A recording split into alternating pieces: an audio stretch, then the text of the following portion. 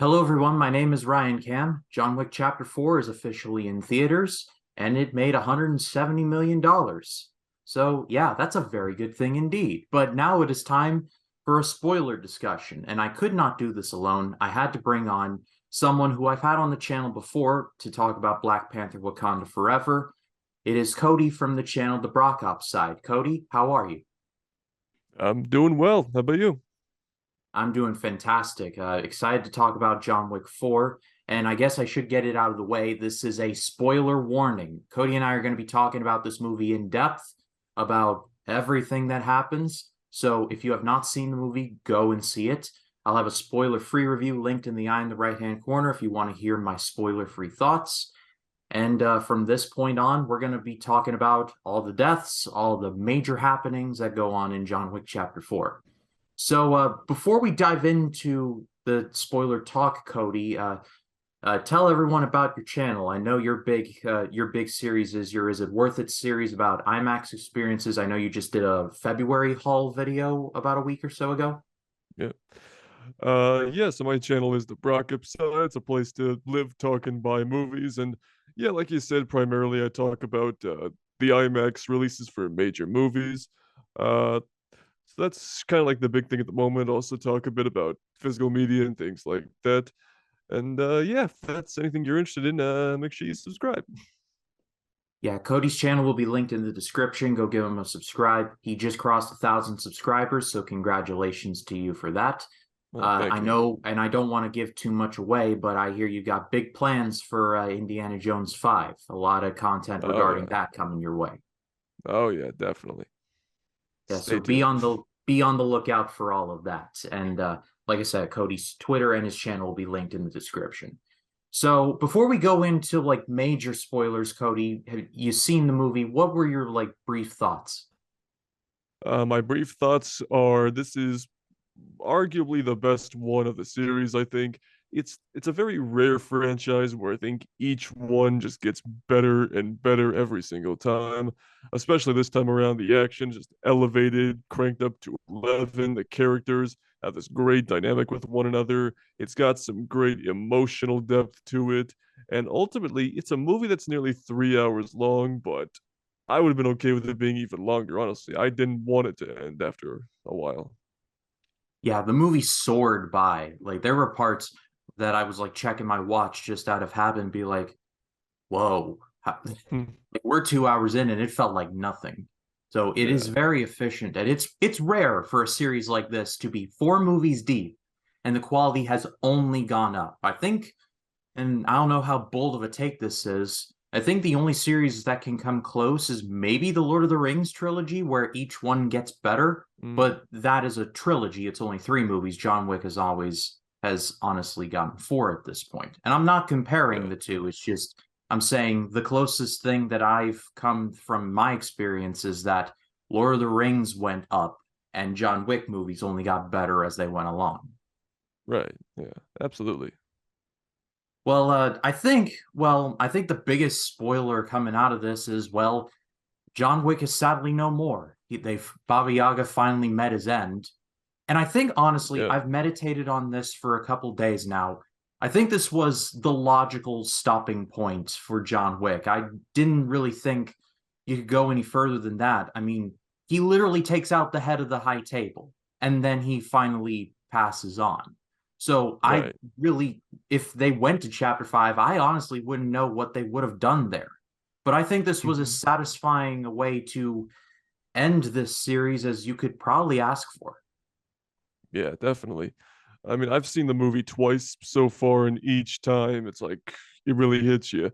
At first I was when it got to the very end with the little funeral with Winston, the Bowery King, I was like, okay, they're not actually saying he's dead, right? Like he's just like gone underground or something. But oh no, I think he's actually dead. And the more I think about him, I'm like, yeah, this is a good way for his story to come to a close because he finally got to die in peace. It's he got to die with his freedom, basically. So I think that was definitely a good way to end things for sure. Yeah.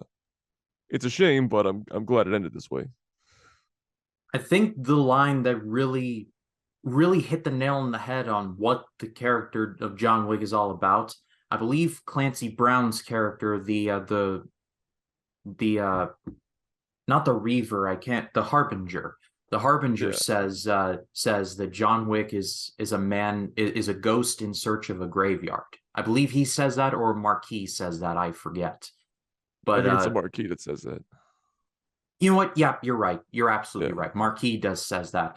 And really that nails the character, like the motivations of John Wick right on the head. Everything that Mm-hmm. he wanted to live for is now gone. So he's pretty much, like it was said, a ghost in search of a graveyard. Yep. And then like you said, I was similar. I was like, all right, so they're at the headstone, the Bowery King and Winston, and then like John Wick's gonna like be behind the tree or something like Michael was in Grand Theft Auto 5 at the beginning of the at the end of the prologue, where it's that big heist, but then Yeah. that's his funeral, and then he's in witness protection at that point, and he's just looking on at his own funeral. But no, it looks like John Wick's death is going to be final, hopefully, because I believe I read somewhere that Chad Stahelski and Keanu Reeves want to do other things now, which I mean, they've certainly earned the right to do so. And I said in my spoiler-free review that this movie felt incredibly satisfying in that everything that has been set up was paid off in a very satisfying way. Yeah, absolutely. Yeah, but one character I did forget to mention in my spoiler-free review, and I feel dumb that I didn't say something about it, was Clancy Brown as the Harbinger, because Mm, he's not in the movie very much, but he's Clancy Brown, and he's yeah. awesome. One of the guards Mm-hmm. in the Shawshank Redemption. He's Mr. Krabs in SpongeBob, which I love blowing people's minds at that fact, because Yeah. they're people that are like, no, there's no way, and then they look it up, and sure enough, he's Mr. Krabs, and he's also played some very evil dudes. So it's Mm-hmm. one cartoonish evil and one the human kind of evil. Yeah. Yeah. On the second time I went to see the movie, I went with a couple of friends, and once the credits rolled, I'm like, how crazy is it that Keanu had to deal with Mr. Krabs in this movie, right? And they're like, wait, what? What was their reaction? They're like, wait, really? Oh, you're right. Yeah, holy crap. Yeah, well, it's like I said, he's not in the movie all that much. I think his biggest scene was when we first see him and he goes to the New York Continental and is like, I need to speak to the manager, and basically tells him, yeah, this building's gonna be like, you need to leave. And sure enough, in the next scene, the New York Continental is just destroyed. And so, Yep. and I don't know if you caught this, but did you notice that the Harbinger was missing a ring finger? Like his ring finger was Mm-hmm. cut off, and he also had scars on his face.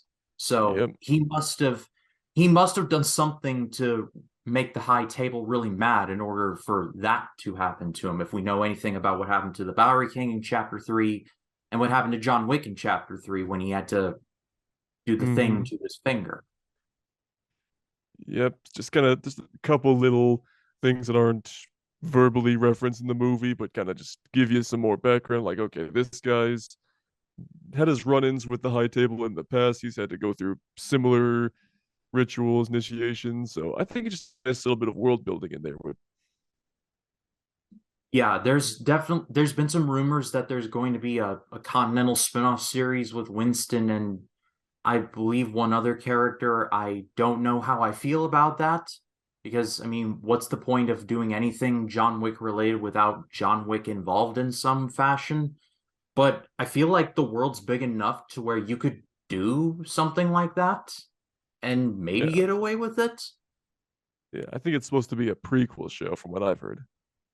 Oh, yeah, that does sound about right. I believe it was like Winston getting involved and then setting up the first version of the New York Continental. So Yeah. maybe there is some juice to squeeze in that idea. But if they do any more prequels, I think a character that I would want to see in it or any kind of spin-off is Shamir Alexander as Mr. Nobody. I think outside of John Wick, Oh, he was my favorite character. I think thematically he had a lot going on that I think can be explored more. yeah. Absolutely. It was definitely. interesting one because he's not.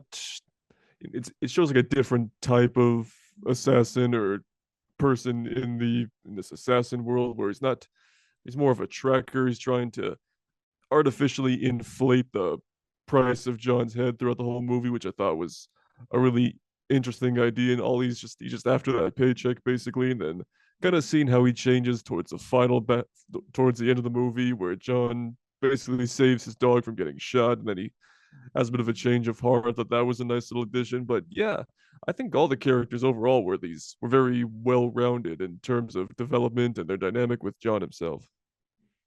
There's one detail in Mr. Nobody's notebook of like his dream figure. I think it was in the 40 million ballpark. I think it's like 40 or 48 million. I would have to see it again in order to be sure. But Yeah, the figure eventually, by the end of the movie, gets to the point where it is in the 40 million ballpark, and he ends up helping John in the end. So that was yeah, a very nice twist of fate, and a little bit of a twist near the end is when Marquis' henchman throws John down the stairs, which that scene was crazy. And it is like super yeah, frustrating because John nearly made it, and then here comes the henchman and kicks him all the way back down the stairs. I slammed yeah, my fist on the armrest. I was so mad that because like yeah. John was nearly there, and I guess it shows that the movie was doing its job and making me care because I was like I wanted John to make it up all the way up those steps, and he just got sent right back to where he started again. Hmm. Yeah, that was definitely a frustrating moment, but in a good way because you know he's gonna get back up and get up again. But it's just one of those things where it's like, okay, it's not the writer's job to be nice to the main character whatsoever. So it's well done in that regard for sure. People were kind of laughing at that when it happened too. It's like, oh, look, he's falling the stairs, but it's like, oh, he's falling down the stairs. That's not good. Well, it lasts so long. That's the I think the reason why Yeah. it was so funny because like oh he's still going because Yeah. you feel sorry for him too because like there are so many cases in this movie where John Wick is like up against like 50 guys and is just he's thrown into every impossible situation you could ask for, and he doesn't get out easy every time. I feel like there's like in a lesser movie like this, it would just be like he hit a Starman from a Super Mario Brothers game, just like everything bounces off of him. But no, Hmm. Wick barely makes it to his target. He makes it, but but he has literal scars by the end of it. Yep. Yeah, that's the thing is John is always getting beat up, brutalized, knocked down, but he always gets back up, which I think is very cool.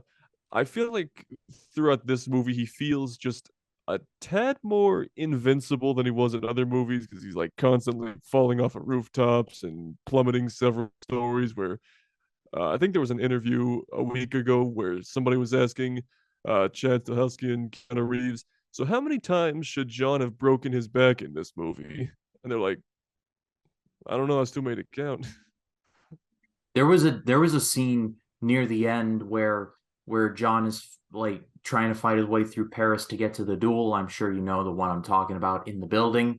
And he Yeah. lands like out a window, then a car, then the street. I'm like, yeah, a normal Hmm. man would have broken every bone in his body. So I Yeah. I can kind of see where people like I can see what you're saying with the un with how invincible it can be. I think I think it serves a purpose in order to get him to the end goal, but I can Yeah. definitely understand why that could be a bit of a criticism. Yeah, but that's like my only criticism of the movie overall. Is there's a couple of times where it's like, yeah, you should be in the hospital right now, but otherwise, it's like everything else is so well crafted. I don't really care all that much. You know what I mean? He is imbued with glorious purpose, in the words of Loki. Yep. Well, I've been thinking about this for a minute now, ever since I saw it. I think this movie has some parallels to Cody, The Good, the Bad, and the Ugly, in the sense that John Wick, Mr. Nobody, and Kane are three Hmm. assassins who are kind of going after a similar thing. They're trying to get a certain bounty, and I think they're like I don't know, it might be a bit of a stretch to compare those two, but I was getting a lot of comparisons between this movie and at least like The Good, the Bad, and the Ugly or Once Upon a Time in the West. Yeah, I could definitely see that. There's definitely a lot of Western influence throughout the film. Uh, I mean, of course, at the very end when they actually get to the duel with the dueling pistols and everything, that's definitely straight out of Western. But yeah, the three-way dynamic between those characters is really interesting. One's in it for their own purposes, whether they want to be involved or not, like Don Yen's character having no real choice in the matter. And yeah, there's a lot of references to different aspects of cinema throughout the entire series, which I think just really makes it more interesting. Oh, Yeah, there's a like there's so many like great little moments in here. I guess this is as good a place as any to talk about Kane. I mean, Donnie Yen yeah. is just awesome in general, but I think like his character is so good and so subtle in just what he and like what his motivations are. The movie does a good job Hmm. of showing why he is doing the things that he's doing without outright saying so. As a matter of fact, when Marquis brings it up near the end, he's like, "Remember your daughter," and Kane's like, "Fuck off." I love that moment so much. Yeah, that's a good moment. Yeah, Yeah, I think. Yeah, but here's the hardest question of that's going to be in this review. Favorite okay. action scene and why? I mean, the movie's just one giant action scene. So that's kind of a difficult question, but uh, if I had to pick one, probably the one towards the end, like right before the staircase where there's a building and then the camera goes overhead. You see that top-down view. It's like a video game. It's just got the most creative camera work in there, and plus the dragon's breath gun. It's extremely impressive and just super satisfying to look at. I think my favorite would have to be the Osaka fight. I think that whole sequence was just incredibly well done. Yeah. How John goes from nunchucks to guns to fighting Kane for the first time in the movie that we see it. I mean, honestly, you could have an acceptable answer could have been all of it because all the action is just so well done. I mean, it helps that Chad Stahelski is a known stuntman. Hmm. He got his first bit of action working on The Crow, which the first John Wick movie is very eerily similar to The Crow. I mean, none of the mysticism and the face paint attached, but Yeah. it's very I drew a lot of comparisons between John Wick and The Crow when I rewatched it recently. So it really does help that Stahelski was a stuntman before he got to being a director because he knows how to film him some action. I guess that's my point. Yeah, absolutely. I think he also worked on the Matrix movies too, so he's had plenty of experience, especially with Keanu Reeves and Lawrence Fishburne. Yeah, and he was brought back in the Matrix Revolutions, and he was the character known as Chad. But let's not talk Yeah. about that subtle bit of subtlety. But let's talk about Marquis for a minute because I said in my spoiler-free review this is the best John Wick villain of the whole series, and I still stand by that because the villains have gotten more intense as the movies went on, but the Hmm. Marquis he puts on this veil of arrogance like, oh, we're gonna get this John Wick guy, but in reality, I think he's terrified and is doing everything in his power to stop him because he knows that in a one-on-one fight, John Wick would wipe the floor with him. I don't think there's any better I don't think there's any better example of that than when he blows up the New York Continental and is like at a certain point I was thinking to myself, you know, the high table cannot be made out of money. There must be like a budget approved before like every fiscal year like most businesses. So how many hotels can they explode just to get this one guy? So I don't know. Yeah. I think Marquis is the best because he's so beatable, but yet he throws so much at John, if that's fair to say. Yeah, he's definitely not a brawn kind of antagonist, definitely more of a he's got the resources to just throw all kinds of money and henchmen at him, which I think definitely is cool. So we can kind of like just sit back in his fancy suit while, 1,000 assassins go after him in Paris or whatever. So yeah, it's one of those things where it's like, if John gets his hands on him, it's gonna be game over. So that kind of arrogance, kind of getting his proper comeuppance at the very end with all that was extremely satisfying. Because some of the other villains, like, there's only like a couple of main villains he's actually fought hand to hand, like the one from the very first movie. But everyone else just kind of been these just guys just sit back and let the other people do the work. So, but yeah, I think he was a good villain for the supposed final chapter for sure. What makes him even lower in terms of his demeanor is that at the actual duel when like John and Kane first fire and then it's like 30 then 20 then 10 and then he's like stop, I'll fire the last shot. I'm like, you little piece of crap. And then he's like rules and then Winston's like wait, you all like wait, Wick didn't shoot. And then John's like consequences. Bang! And then just Yeah, that was I so was great. I had the biggest, dumbest smile on my face. I had to resist the urge to be like, yes! Oh my God, there is a God in this world. But that speaks to how Bill Skarsgård did and how good the performance was. There's something about Yeah. that Skarsgård family, Stellan, Bill, and Alex. It's like no matter Hmm. what you put them in, like they crush it. Because Bill Skarsgård's last role was in Barbarian, where he was just this very unassuming dude, and then like here, he's like the mustache twirling villain of all mustache twirling villains, but in the good Yeah. sense, not the cheesy sense. Hmm. Yeah, I love the look on his face right before John shoots him too. He's like, That was you're like, priceless. oh, I fucked up real bad this time. You have successfully fucked around. Now you're gonna find out. Oh man, yeah, that's a Uh, great scene. The Osaka scene is great. I mean, literally, there's so many big and small gems throughout this entire movie. I think we talk about it for hours, but I think for the sake of yeah, brevity, I think just like cast a wide net and say it's just great all over. I think my ranking as of now for the John Wick movies is 4 is number 1, 3 is number 2, 1 is number 3 and 2 is number 4. Though they're all really solid and I could watch any of them easily like right now. yeah. I think my ranking would be pretty similar, but I think it would just be 4, 3, 2, 1. Like they're all excellent movies, and the first one, some will argue that number one's the best. But I like that one, but I think I just prefer the scale and the world building and just the absolute craziness of the other ones a little bit more. You know what I mean?